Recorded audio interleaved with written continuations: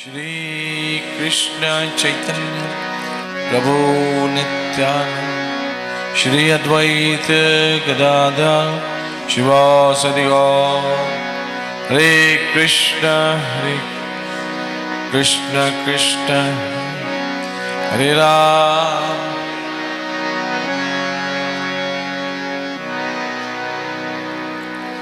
Hare Krishna.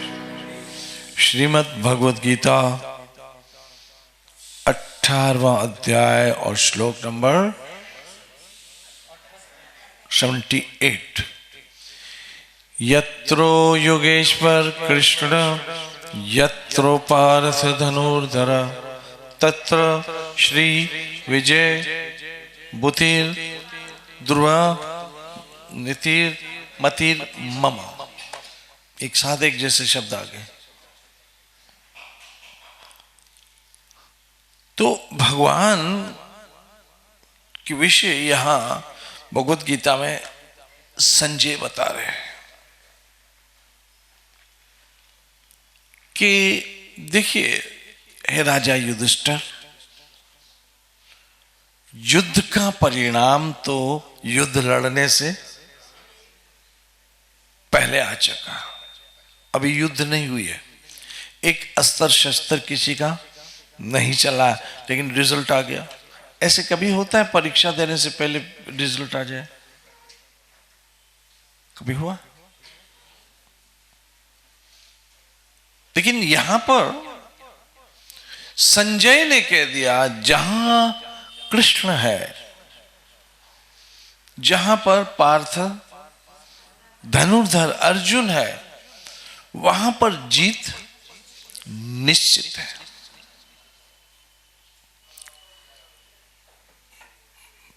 Piece, wealth and victory. क्या बोला? क्या बोला? पीस, वेल्थ एंड विक्ट्री, ये तीनों है जहां पर कृष्ण है। क्या क्या है? पीस, वेल्थ एंड विक्ट्री कहां पर है? जहां कृष्ण है। अब कृष्ण कहां है? जहां पर पार्थ धनुर्धर है।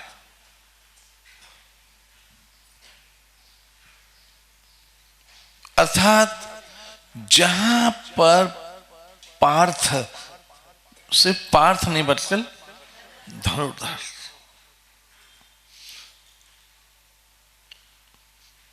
जिस दिन हमने कुछ संकल्प कर लिया कि ये मुझे करना है, तो मैं हमेशा सत्संग में कहता हूं कि संकल्प हमारा और शक्ति कृष्ण की। ठीक है, हम में कोई शक्ति नहीं है। सिर्फ मात्र हम क्या कर सकते हैं? संकल्प कर सकते हैं। शक्ति देना कृष्ण के हाथ में है। और कृष्ण उन लोगों का ही साथ देते हैं जो कुछ करना चाहते हैं। जो कुछ करना चाहते हैं कृष्ण उसका साथ देते। अब अर्जुन को भगवत गीता क्यों सुनाई? क्योंकि जो कृष्ण चाह रहे थे वो अर्जुन नहीं कर रहा था। और अंत में कृष्ण ने अर्जुन को राजी कर लिया, एग्री कर लिया। तब ये श्लोक आया कि हां, अब जीत निश्चित हो गई। तो हम चलते चलते चलते चलते चलते वृंदावन से पहुंचे थे। कुरुक्षेत्र नहीं, मथुरा, मथुरा से द्वारका और द्वारका से फिर कुरुक्षेत्र। तो विराम हमने कथा को दिया था कि भगवान श्री कृष्ण द्वारका से हस्तिनापुर पधार रहे थे और ये बात समस्त ब्रजवासियों को पता चल गई। ब्रजवासियों को पता था कि कृष्ण अब वृंदावन नहीं आएंगे। और हमें ये एक सुअवसर मिला है कृष्ण के दर्शन करने का। अब यहां एक बहुत अद्भुत बात समझ में आती है कि जब मेरा ठाकुर वृंदावन चंद्र द्वारकाधीश के रूप में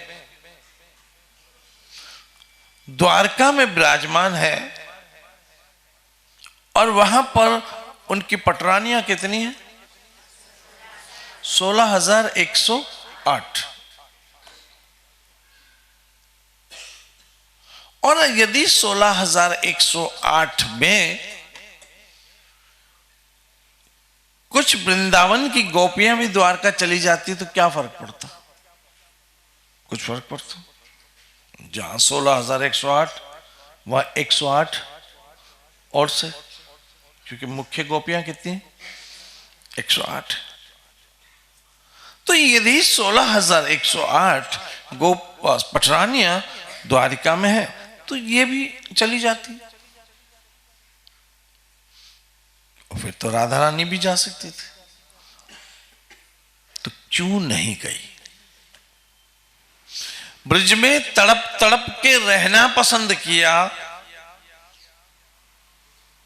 अरे दूर तो छोड़ दो, द्वारका तो बहुत दूर की बात है, मथुरा भी वो नहीं गई।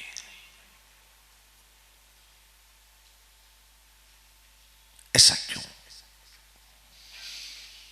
देखिए, जब हम गोपियों की बात करते हैं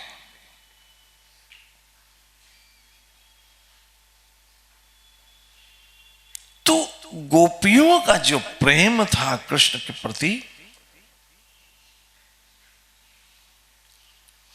उस प्रेम में समर्पण था। उस प्रेम में क्या था? उस प्रेम में समर्पण था। गोपियां सदैव कृष्ण को प्रसन्न रूप में देखना चाहती थी, और आप देखेंगे कि कृष्ण भी, मैं रात ही को इन लोगों से बात कर रहा था कि जब कृष्ण को भगवान कि मैं कौन हूं, भगवान हूं, यदि ये कभी भूलना होता तो वृंदावन आ जाते थे। क्योंकि जो वृंदावन की लीला है उसमें तो कृष्ण अपने सखाओं के साथ कभी माखन चोरी कर रहे, कभी मिश्री खा रहे, कभी मिठाई खा रहे, और बंदरों के साथ, और कभी कभी तो ठाकुर मोर बन जाते हैं, और कुछ और कुछ और कुछ। तो कृष्ण को जब ये होता है कि चलो भाई मैं बहुत भगवान बन गया हूं, अब थोड़ा सा इस भगवान पने से मैं थोड़ा मुक्त हो जाऊं, यानी आजाद हो जाऊं, और थोड़ा सा और अपने सखाओं के साथ आनंद करूं, तो वृंदावन में आ जाते। और वृंदावन में करते क्या? देखो, हर जगह तो भगवान की पूजा होती है, लेकिन वृंदावन में ब्रजवासियों ने कहा कृष्ण की पूजा की। ब्रजवासियों ने तो कृष्ण को ताने दिए, डांट खाई, और पता नहीं क्या क्या क्या। एक दिन की बात है, श्री राधे ठाकुर बाल गोपाल रूप में ब्रज की गलियों में घूम रहे थे। वो गुजरात के एक कवि ने कहा है कि एक बार आ जाओ हमारे देश में, हमारे काठियावाड़ में आ जाओ, मैं तुमको स्वर्ग भुला दूंगा। आओ तो सही, तुम्हारी मेहमानी ऐसी करूंगा, ऐसी तुम्हारी सेवा करूंगा कि तुम स्वर्ग को भी भूल जाओगे। यही ब्रजवासियों ने किया कि ब्रजवासियों ने कृष्ण को, कृष्ण भगवान होना भुला दिया।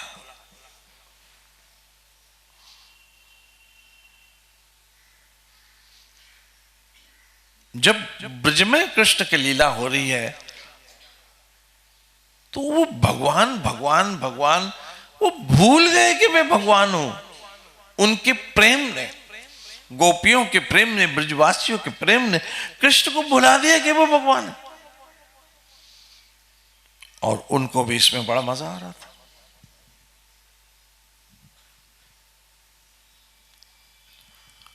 देखो, हर बड़ा आदमी कुछ पल नॉर्मल जिंदगी जीना चाहता है, तो फिर कृष्ण से बड़ा कोई नहीं है।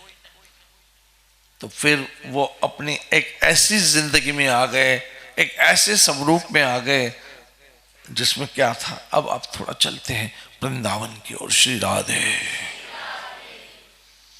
एक दिन ठाकुर नंद गोपाल जरा भाव रूप में उस भाव के दर्शन भी करते जाना जब सुनते हो तो। कि सोचिए, एक 2.5-3 फुट का बालक, 2.5 फुट का बालक, बाल अत्यंत घुंघराले हैं और माथे पे वो अलकाएं शोभामान है।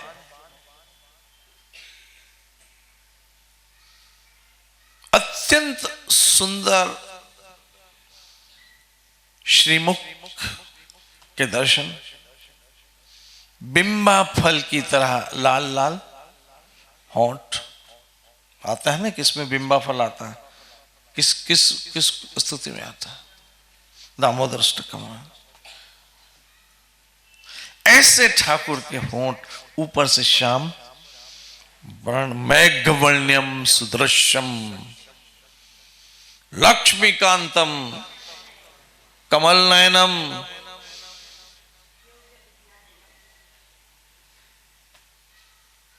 कमल नयनम। तो ठाकुर की ऐसी अद्भुत छवि, फिर गले में वैजयंती माला, पीली पीतांबरी बांध के, पांव में घुंघरू पायल, करधनियों के साथ मेरे ठाकुर ठुमुक ठुमुक ठुमुक ठुमुक करते जब वृंदावन की गलियों से निकलते हैं, तब गोपियों के मन मोहित हो जाते थे, मन मोहित हो जाते थे।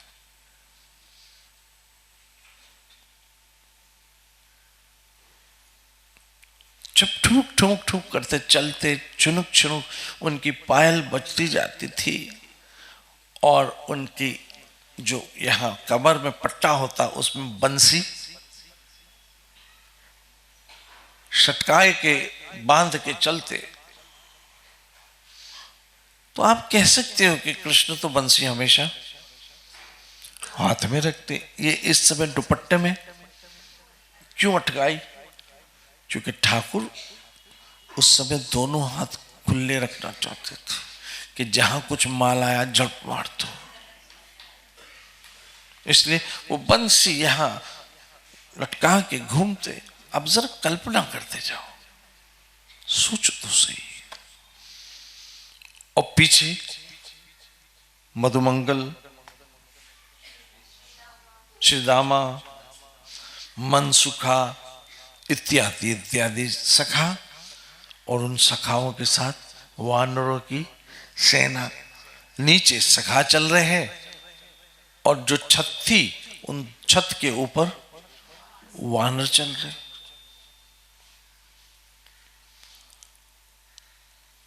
एक दिन की बात है कि एक गोपी ने कृष्ण को बुलाया, अरे लाला यहां आ जा। कृष्ण ने बोला क्या बात? और कृष्ण ऐसे सीधे नहीं बोलते क्या बात है, ऐसे क्या बात है, ऐसे जरा खिल रहा। बोला कृष्ण तू छाछ पियोगे? बोला हाँ क्यों नहीं पीऊंगा छाछ। मैं एक बात बताओ, यदि आपके भाव में एक समर्पण है और सच्चाई है, कृष्ण आपकी हर चीज को स्वीकार करेंगे। आप मान के चलो, मन, यहां तक कि पत्रम पुष्पम मान के चलो कि वो स्वीकार करेंगे। तो कृष्ण ने कहा छाछ तो पीऊंगा। तब गोपी ने कहा छाछ ऐसे मुफ्त में थोड़ी मिलेगी। अब वो तो कुछ और भी बोलते थे जो मैं नहीं बोलूंगा, नहीं बोलूंगा, क्योंकि गोपियों ने कृष्ण को बहुत डांटा भी है और ग्वालों ने कृष्ण को बहुत, समझ जाओ जैसे दोस्त नहीं होते डेंजरस, ऐसे कृष्ण के साथ वैसे चलते थे। तो कहा क्या करूं? कहा थोड़ा डांस करके दिखा, डांस करके नाच के दिखा। आप सोचो, जो सूर्य को नचाता है, जो चंद्र को नचाता है, जो आकाश वायु पृथ्वी जल को नचा रहा है, जिसके एक इशारे पे ऋतु आती है और चली जाती है, जिसके एक भौंक उठाने से विश्व का सर्जन हो जाए, अनेक ब्रह्मांडों के नायक उस बाल स्वरूप में एक छाछ के प्याले के लिए नाच रहे हैं। अब नाच रहे, अब नाचते नाचते नाचते ठाकुर की लंगोट खुल गई। ठाकुर की लंगोट खुल गई। अब सारी गोपियों को हंसी आ गई और बात हंसने की भी, क्योंकि सारा दिन गोपियों को मेरे ठाकुर तंग करते रहते थे। ठाकुर यहां गोपियों को तंग करते और वहां मां यशोदा दंग रह जाती कि हो क्या रहा। एक दिन की बात है कि सारी गोपियां मां यशोदा के पास आई और मां यशोदा से कहने लगी कि यशोदा तुम्हारे कान्हा को संभालो, बहुत उत्पात करता है, बहुत उत्पात करता है। तब मां यशोदा ने कहा कि तुम लोग यदि मेरे लाला से इतना प्यार करती हो तो तुम लोग मेरे पास उसकी शिकायत क्यों लगाती हो?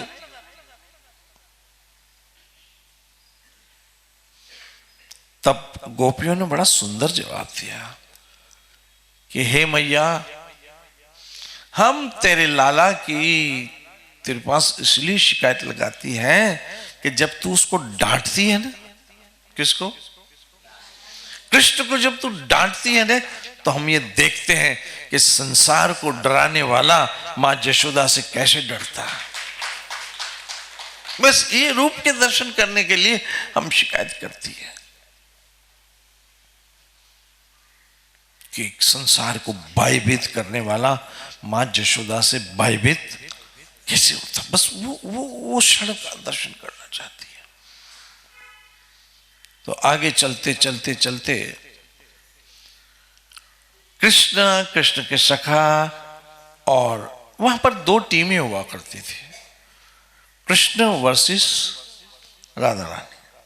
वहां राधा रानी की सखियां, जिसमें अष्ट सखियां प्रमुख, यहां कृष्ण और कृष्ण के सखा, और कोई एक दूसरे से मौका छोड़ता नहीं था, कोई छोड़ता नहीं था मौका।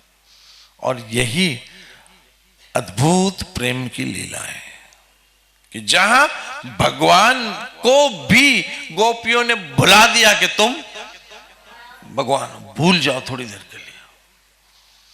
जैसे कोई पुलिस ऑफिसर जैसे ही घर में आता है वो अपनी पुलिस ऑफिसरी भूल जाता है। वहां तो बच्चों का पापा, वाइफ का हस्बैंड और मां का बेटा होता, दोस्तों का दोस्त होता। ऐसे ही कृष्ण, वृंदावन कृष्ण का घर है। और जब मेरा ठाकुर वृंदावन में आया तब वो सब भूल गया। भूल गए ठकुराई, अपना ठकुराई भी भूल गए कि मैं ठाकुर हूं। भूल गए किसके कारण?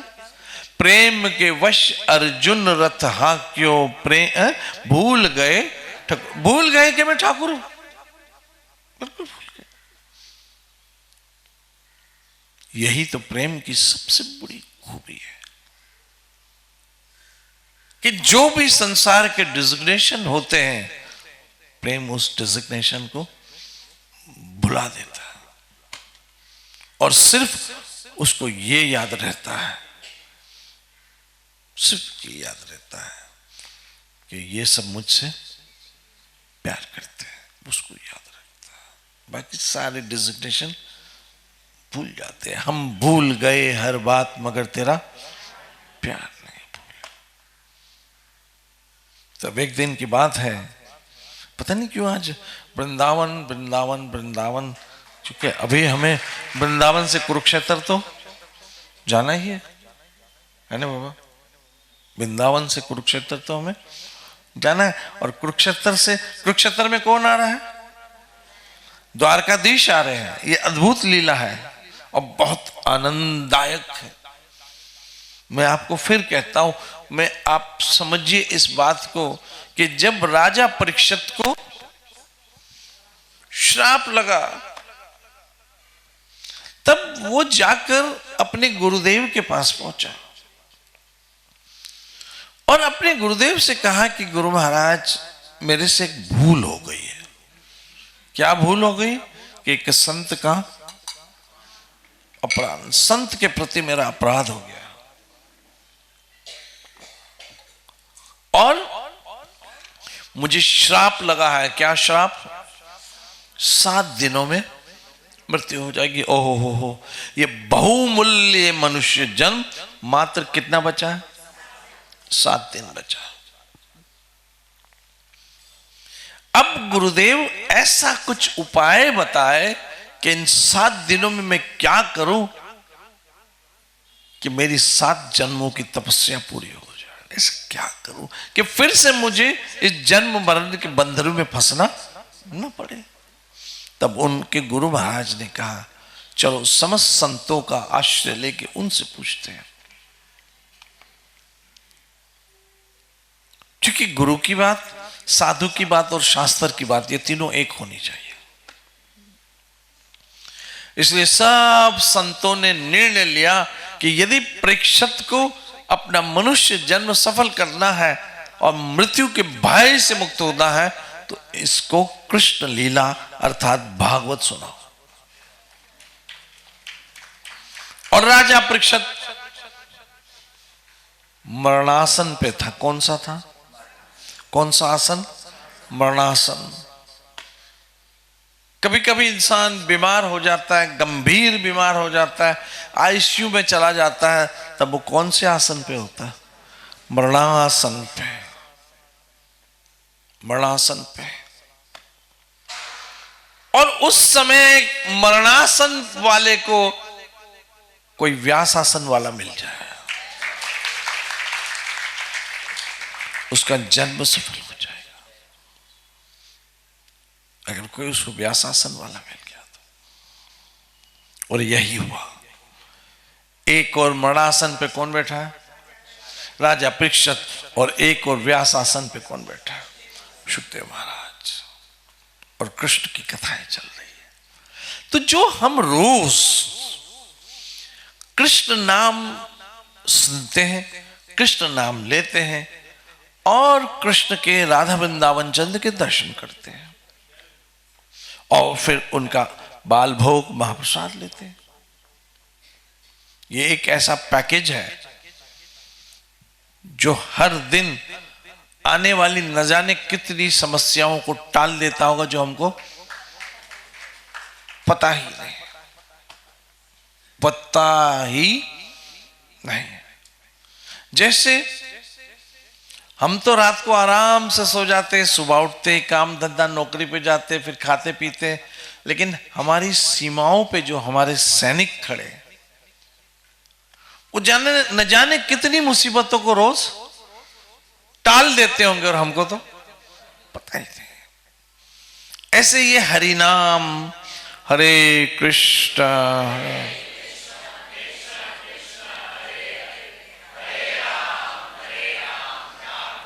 न जाने कितनी आने वाली अनजानी मुसीबतों को टाल देता होगा।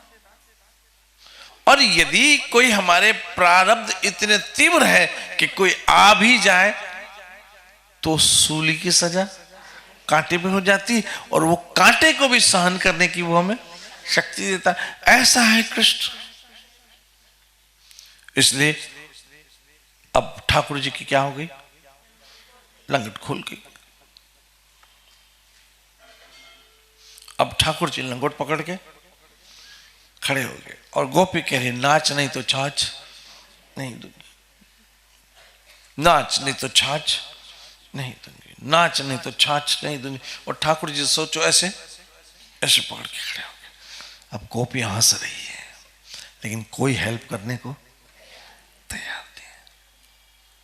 अब सोचो मेरा अंतर्यामी त्रिलोक का नाथ वृंदावन में कैसे गोपियों के हाथों खिलौना बन गया। और एक बात याद रखना कि मेरे ठाकुर ने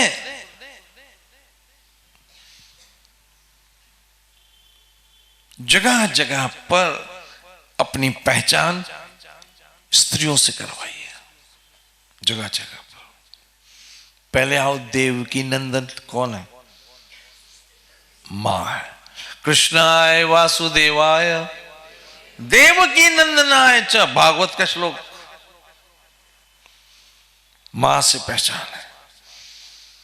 जय राधा माधव जशोदानंदन, मां से पहचान है। कौशल्यानंदन, मां से पहचान है। एक बात बताऊं कि कृष्ण ने माता को इतनी क्यों बड़ी पोजीशन दी है, क्योंकि याद रखना सब सब सब सुन लो, माता ही, क्या बोला, माता ही इंसान का सबसे बड़ा निर्माता है।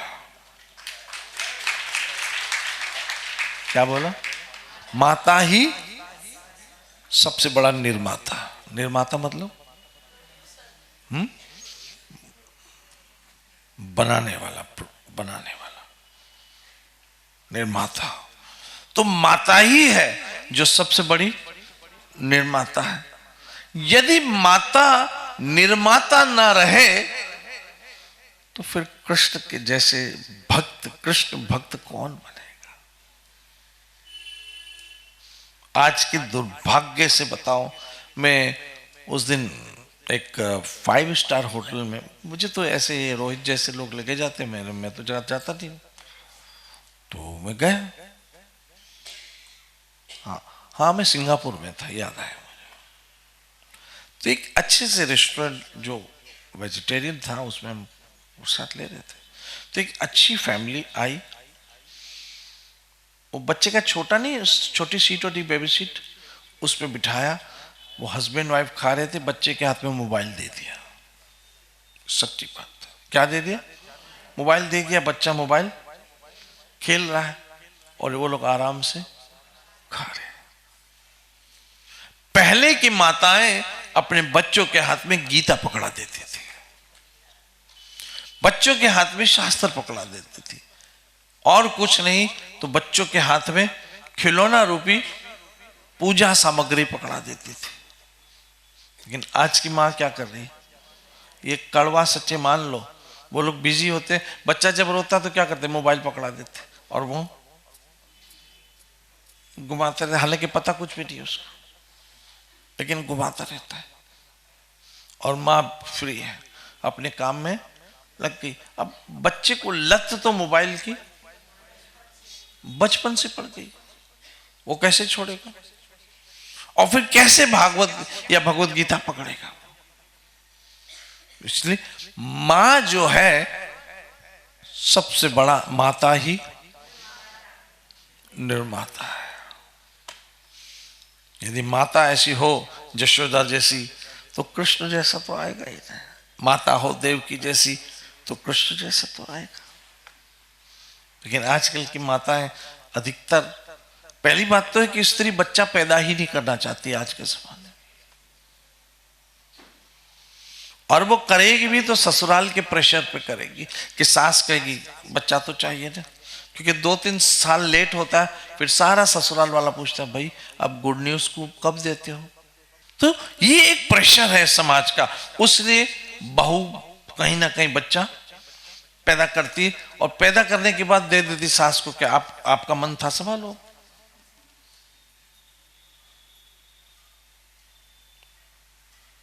और अगर बच्चे को नहीं संभाला, वैसे रिश्ते में क्या लगती बच्चे की, दादी बन जाती नानी, मतलब नैनी।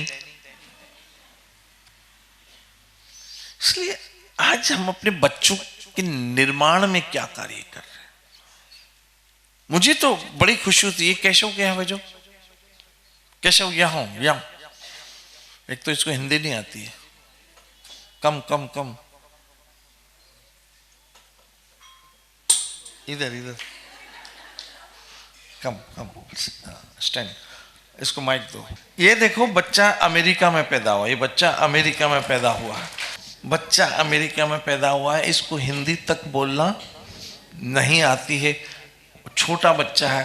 लेकिन देखो कैसे बोलो, नमो ओम मृत्युपदाय कितपिताय भूतले श्रीमते मरुतुनाय बापति इति नामिने नमते मरुतुनाय भक्ति पारे प्यायते दुर्लभ कित भक्ति अतितय कालिने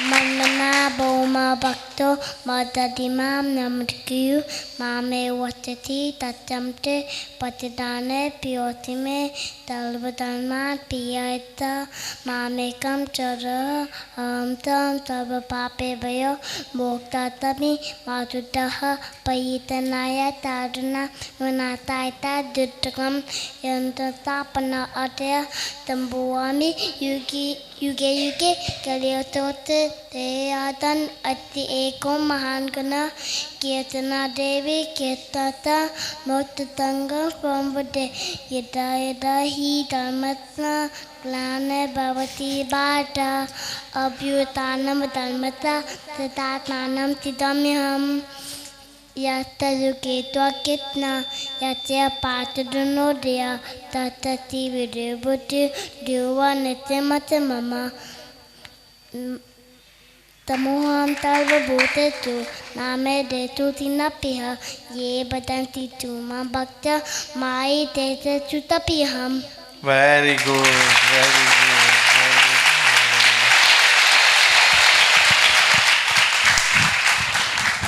अब इस बच्चे को हिंदी बोलना भी नहीं आती, पैदा ही अमेरिका में हुआ और उम्र कितनी है, लेकिन इसके जीवन में इसके पेरेंट्स का ये हाथ है।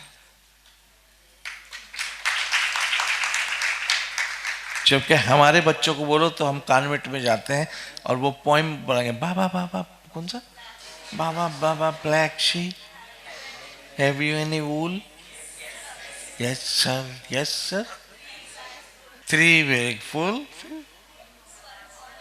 1 for my master, 1 for eating sugar, telling lie। अब हम ये सिखाते हैं, ये अमेरिका में अपने बच्चों को ये सिखा रहे। अभी तो सिया भी है ना, हाँ उसको भी बुलाओ नीचे, आ जाओ सिया, कम सिया, कम कम कम। इसका नाम सिया है और हम क्या रखते हैं, स्वीटी, ऐसे है ना, इसी टाइप के नाम। देखो ये एक किशोर जी, मैं कहता हूँ बहुत आप नसीब वाले हो कि आपके बच्चों में कृष्ण ने ये संस्कार डाल दिए। नहीं तो अमेरिका तो क्या बताऊं, ये मनीषा जी से पूछो, इनके बच्चों में वो नौमिका से मिलो वो भी ऐसी है, जनिश से मिलो वो भी ऐसे, ये रोहित के बच्चे लड़का लड़की ये भी ऐसे। इनको बचपन से आरती आती है, पूजा आती है, मंत्र आते, गीता के श्लोक आते हैं। जबकि अमेरिका आप समझ सकते हो फुल ऑफ माया, लेकिन बच्चों में ये संस्कार डाला जाते, इसलिए माता ही सबसे बड़ी। कम सिया कम, सिया को भी माइक दिया जाए। यस सिया। नमो विष्णुपदाय कृष्णपृष्ठाय भूतले श्रीमते मधुसूदनाय बापजीति नामिने नमस्ते मधुसूदनाय भक्तिपाद प्रियायते दुर्लभ कृष्ण भक्ति अति सरकारिणे मन्मना बहुमद्भक्तो मद्याजी मां नमस्कुरु मामे वत्ससि सत्यं ते प्रतिजाने प्रियोऽसि मे सर्वधर्मान् परित्याज्य मामेकं शरणं व्रज अहं त्वं सर्वपापेभ्यो मोक्षयिष्यामि मा शुच परित्राणाय साधूनां विनाशाय च दुष्टकं धर्म संस्थापनार्थाय सम्भवामि युगे युगे गिरिदोषेण ते राजन् अस्ति एको महागणः कीर्तना देवी कृष्णस्य मुक्तिसङ्ग परं रुजय यदा यदा हि धर्मस्य ग्लानिर्भवति भारत अभ्युत्थानं धर्मस्य तदात्मानं सृजाम्यहं यदा समोहं सर्वभूतेषु नामे द्वेषोऽस्ति न प्रियः ये भजन्ति तु मां भक्त्या मायिते तेषु चाप्यहं बहूनां जन्मनाम् अन्ते ज्ञानवान् मां प्रपद्यते वासुदेव सर्वम् इति सा महात्मा सुदुर्लभ।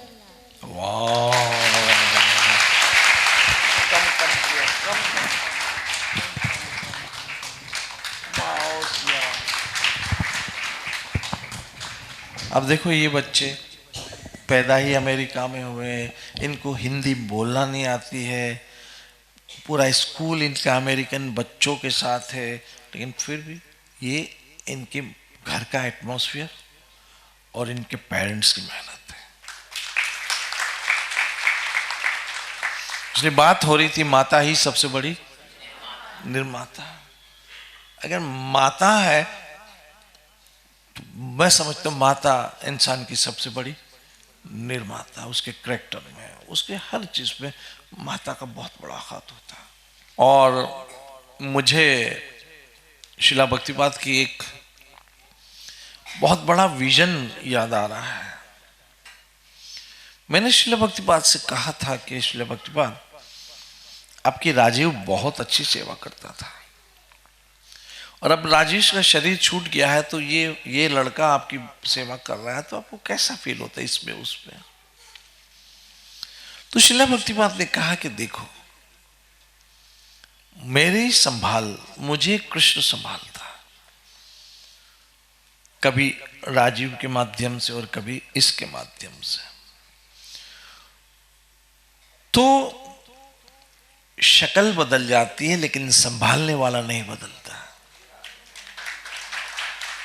शक्ल बदल जाती है लेकिन ये आप भी सोचना, आप मत ये सोचना है कि वो संभालता है, मुझे ये संभालता है, मुझे राधा वृंदावन चंद्र संभालता है।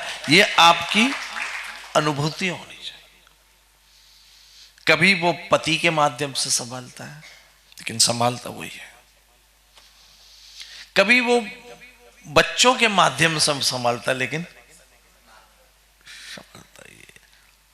जैसे मैं अपना कुछ विजन आपके सामने कहूं तो कृष्ण 10वें अध्याय में कहते हैं कि क्या कहते हैं, बोलो ना क्या कहते हैं? पक्षियों में मैं गरुड़ हूं, सर्पों में मैं वासुकी हूं, पर्वतों में मैं मेरु हूं, नदियों में मैं गंगा हूं, रुद्रों में मैं शिव हूं, बोलते ना। पांडवों में मैं, तो फैमिली में मैं कौन हूं, ये थोड़ा आगे जाके विजन आ रहा। फैमिली में मैं कौन हूं, तो फैमिली में कृष्ण कौन है? जो पूरे परिवार की जरूरतें पूरी करता है, परिवार की जरूरतें पूरी करता है, परिवार वालों की बातें सुनता है, परिवार के लिए अपने सुख को भी त्याग देता है। कृष्ण ने किया और परिवार की पूरी जरूरतों को पूरा करके बैठा है, जो अपने विश्राम की भी परवाह नहीं करता है। परिवार में वो कृष्ण है। औलाद में कौन कृष्ण है? औलाद तो 3 4 5 भी होती है, जो अपने माता पिता को अच्छे से संभालता है, उनकी सेवा करता है। औलाद में वो कृष्ण है। और शिष्यों में भी कौन शिष्य कृष्ण का प्रतिनिधित्व करता है? क्योंकि कृष्ण महाभारत में एक और गुरु बन के अर्जुन को गीता सुना रहा है, लेकिन दूसरी तरफ शिष्य बन के संदीपनी की लकड़ियां उठा के ला रहा है। मानते हो? मानते हो? तब बहुत मुझे अद्भुत बात याद आ रही है कि जब कृष्ण की गुरुकुल की शिक्षाएं पूरी हो गई, तब गुरु दीक्षिणा में उनकी पत्नी ने कहा, क्योंकि हमारी 4 माएं हैं, कितनी है?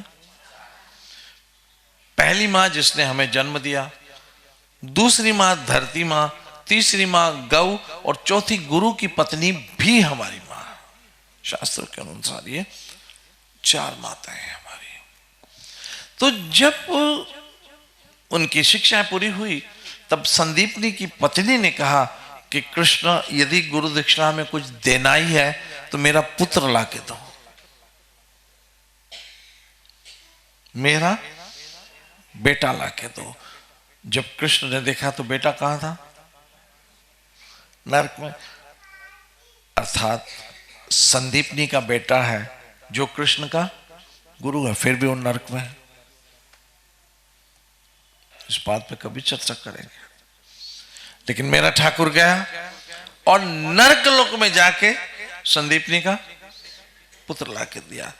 अर्थात शिष्य वो है जो अपने गुरु की सेवा के लिए असंभव को भी संभव कर दे, और शिष्य वो है जो अपने गुरु की सेवा के लिए यदि उसको नरक में भी जाना पड़े तो जा सकता है, जो कृष्ण ने करके दिखा। नरक में चले गए। कौन?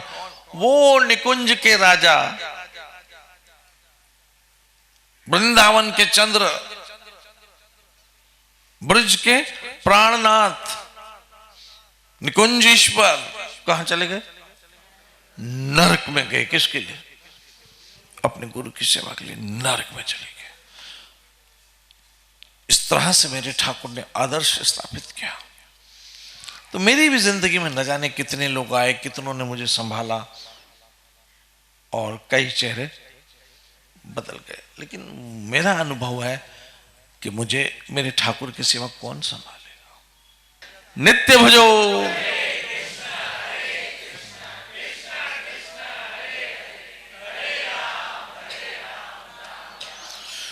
श्री श्री राधा वृंदावन चंद्र बिहारी लाल की निताई गो। जय जय श्री राधे, जय जय श्री राधे, जय जय